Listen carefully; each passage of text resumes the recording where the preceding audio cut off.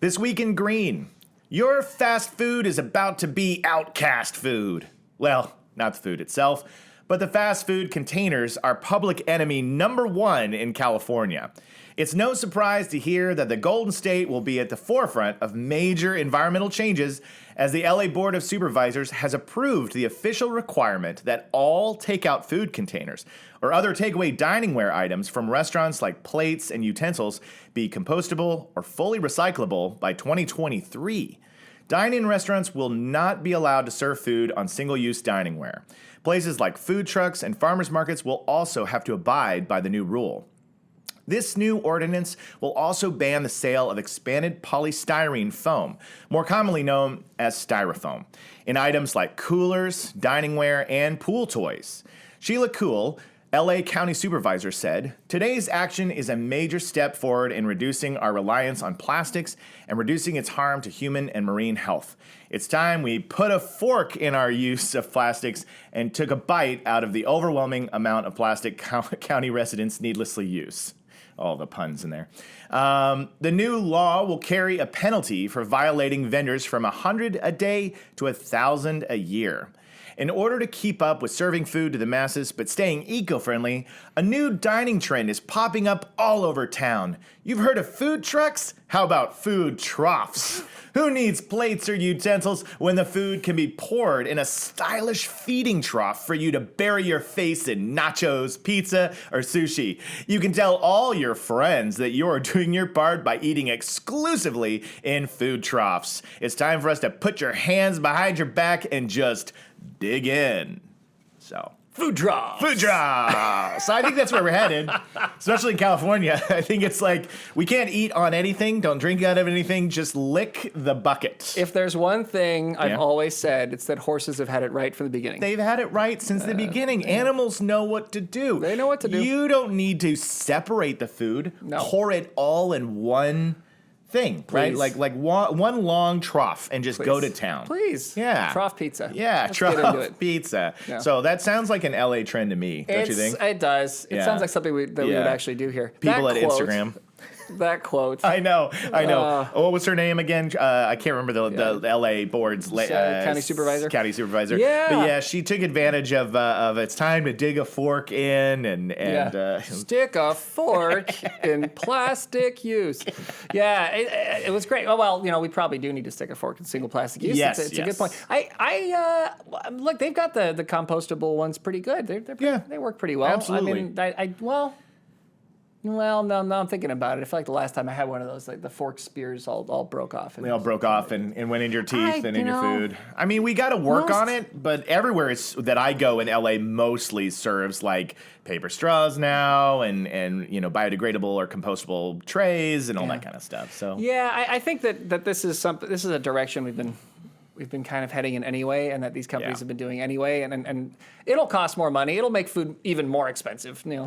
So I think that another maybe beneficial side effect of this is that it might make fast food so expensive that people just stop eating it. Yeah.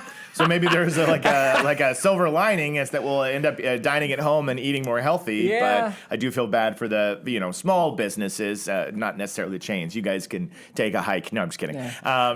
What's funny? A lot of people don't know these chains are often owned by middle to upper class. Upper middle class people who kind of aren't necessarily like 12th generation wealthy. It's people who've invested kind of worked their way up, and they've bought themselves their first McDonald's franchise. And they're gonna go make money. It's like that's usually owned by somebody like that. Yeah. So we don't necessarily want those people to fail. I don't know. I think it's unfortunately one of those things you have to look at. I mean, they've been saving money by styrofoam is so cheap.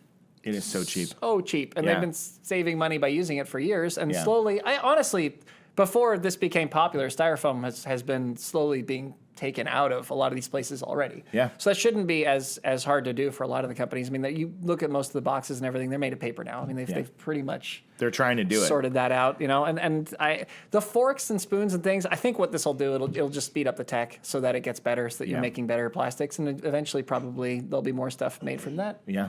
But again, even all that they use.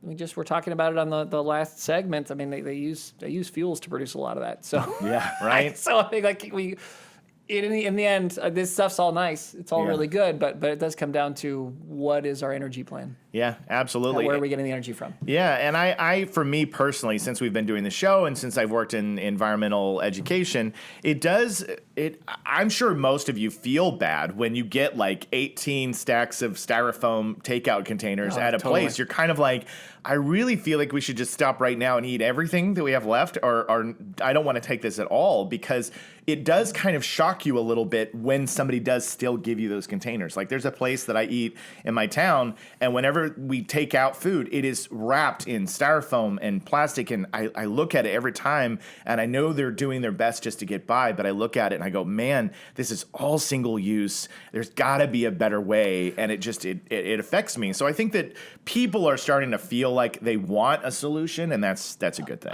I bet that was not a major business. That was probably a hole in the wall. Hole in the wall. They always are, man. Because they're trying to get by. They're trying to get by. This is the classic. Now this is a middle class. It is. This is a person who's like, Grandma had a great recipe for this hamburger or this whatever it is. Yep. We're going to build a restaurant around it. And we're going to bootstrap it. We're going to make it work. And the cheapest option is this. And we have to go that way. And usually, when you're getting that styrofoam, I mean, I know it might be a struggle for you, but you do need to think about the fact that is probably came from a business that is truly a small business. Yeah. That's somebody who's just trying to make it work. Yeah. And the upside to this is having the big companies spend more money on better stuff will lower the cost of better stuff, which might make it so that some of these smaller businesses can go along.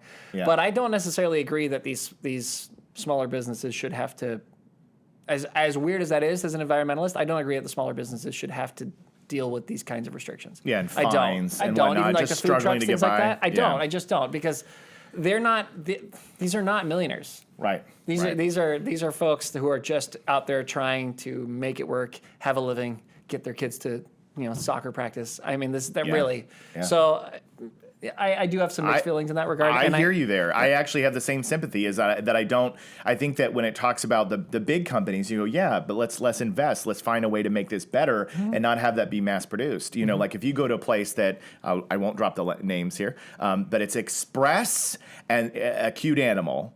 They still have tons of styrofoam products when you go to them. And so that kind of organization, you go... Fast Monkey? Yes, Fast Monkey.